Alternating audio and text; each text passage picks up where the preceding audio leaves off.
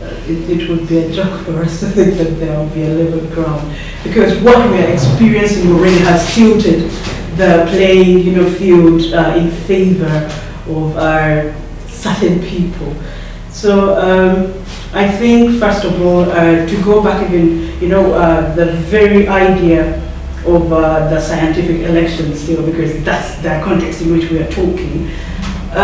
When we talk about issues of affordability of, maybe the media, access to media spaces, issues of, that inequality within the people, amongst the people in terms of affordability and accessibility of media, be it the traditional media or even social media. I was reading a report which showed that Uganda has the highest rates of internet prices in the whole of East and Central Africa. That already shows that the current modality for electioneering are favoring a certain group. They're rooted in privilege that is supporting some people. So the new people who are the new aspirants, the women who are known to not have the economic muscle as compared to men, they are most likely to be disenfranchised. We have seen in the past how the police has stepped, even during these times of things, the police has stepped in to stop journalists from hosting particular opposition members. Mm-hmm. And for me, that already speaks to how unleveled the playing ground is. And for me, I think that politicians should, or aspirants in this election, should come in with that kind of mentality, knowing that a government which has not provided for them a leveled ground or a leveled playing field in the past is most likely not to just come out of the blue, and all of a sudden give them, or maybe present an enabling environment for them to run their campaign so that they can contest against them. It is now, again, it is upon the public to come out and audit those what will exactly happen if there was if there won't be a level ground. But I would want to assume we all enjoy the same liberties. Let it be whether you're in opposition, whether you're in the ruling government, we all must enjoy the same liberties. I would want to assume there will be the rights are there to protect each and every one of us.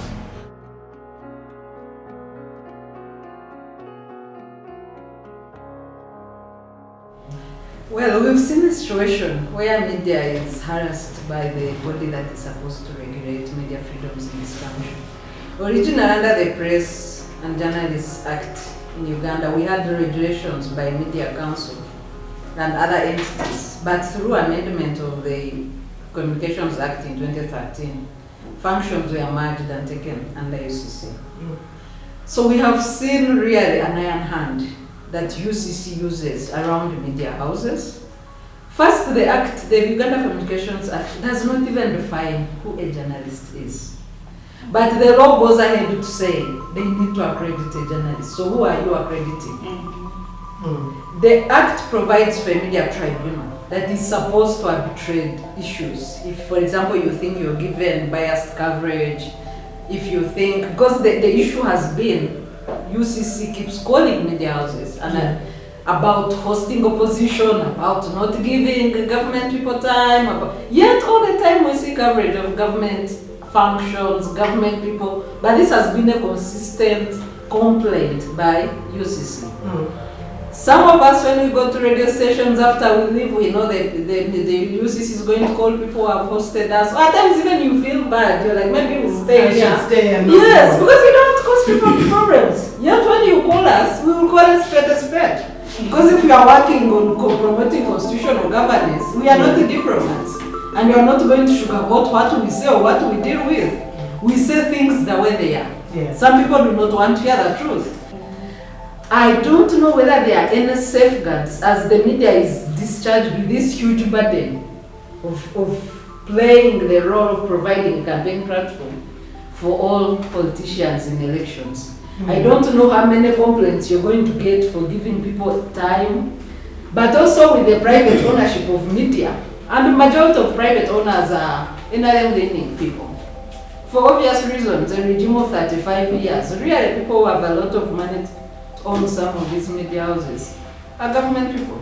So what will happen to opposition? Where are they going to campaign from? If these owners of media say, for example, you can say, I'm fully booked. It is not a crime. Yeah. Even if there is one, it can be true. yes, it could be true. You're fully booked. It could be false. Yes.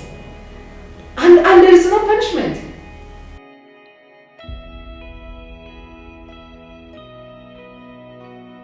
If you are passing laws that are clearly in contradiction with the Constitution, then we should be questioning if you actually understand, first of all, the laws or the general legal regime which you are working with or which you are working in. The other thing is, just as Karamaji pointed out, the issue of the spirit behind the laws. We know that the spirit behind these particular laws has been very, very primary in the kind of laws that are passed by our parliament, even regardless of the general, population displeasure or the general population, opposing the passing of such laws. They are being passed by the powers that be to support particular interests. And there is also a power that is behind those laws, that is pushing for the passing of those laws, that I think even supersedes the powers of the Constitution.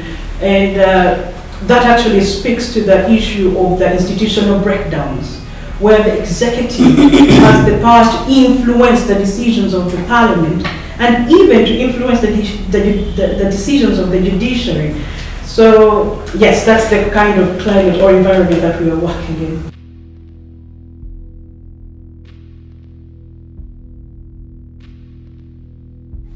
Article 2 of the 1995 is very clear.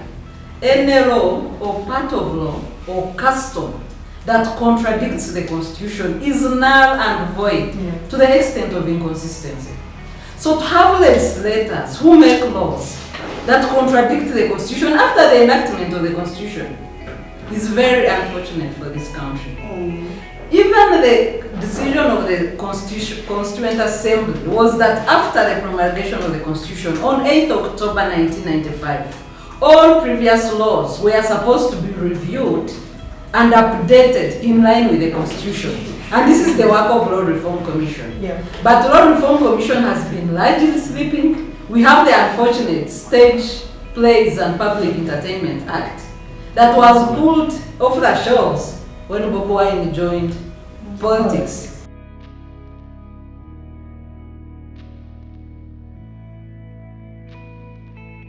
Much of the violence from state, from security agencies, has been against young men, or particularly because of the nature of our politics, where most of the people who are active in politics are men. We cannot say that also the women are enjoying, an equitable or a free civic space. Taking an example of some of the women leaders in opposition, the likes of, I'll not name names, but they have not received any special kind of treatment from their opposition counterparts. And I think that speaks to the fact that they are not enjoying any more privileges than any other Ugandan. So if Ugandans are crying that the civic space is shrinking, certainly even the women are being affected. And what the citizens need to push more is to make sure that if court says the officers who violated rights should pay damages, these officers should not use taxpayers' money. They should use their salaries to pay damages to the people whose rights they violate. These are rights, I believe. You see, like you said, today I'm a police officer, but before I became a police officer, I was a normal civilian. Yeah. And the fact that I'm a police officer doesn't mean that I should go astray and violate the rights of the people that I'm supposed to be serving.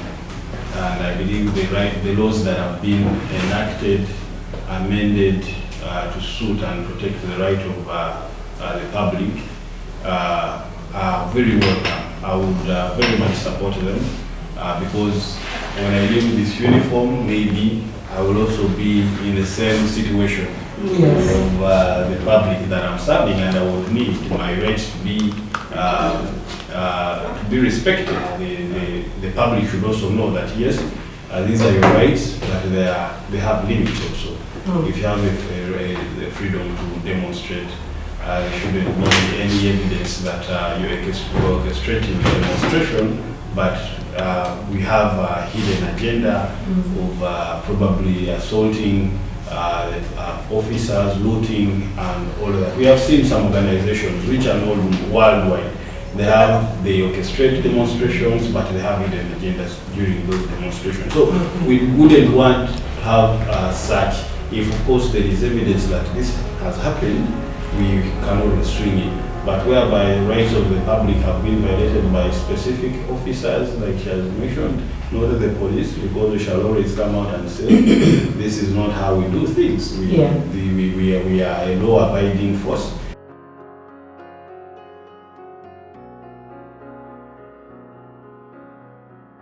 We need to organize across common agendas as youth, as women, as people who love or who wish a more democratic future for our country. We must come together and push for the kind of future that we hope for.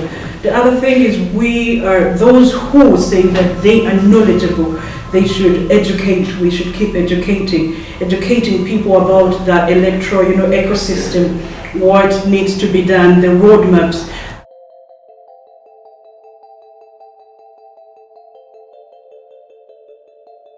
For the 2021 elections, it is three-phased. One is the political leaders. Okay.